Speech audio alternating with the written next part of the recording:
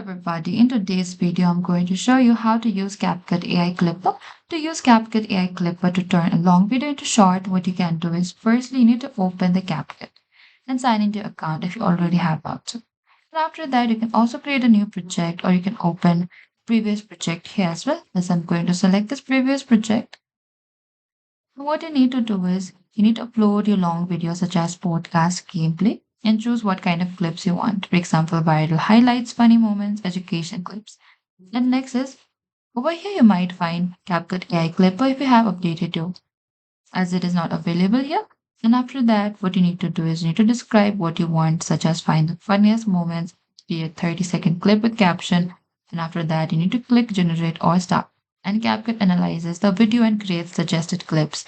And after that, you can review the generated clips, trim or edit them if needed, then export them in the top right corner. And that is it. That is how you can use the AI CapCut AI Clipper. Thank you for watching this video. I hope this video was helpful. If you have any queries or confusion, please comment down below and we will reach out to you very soon.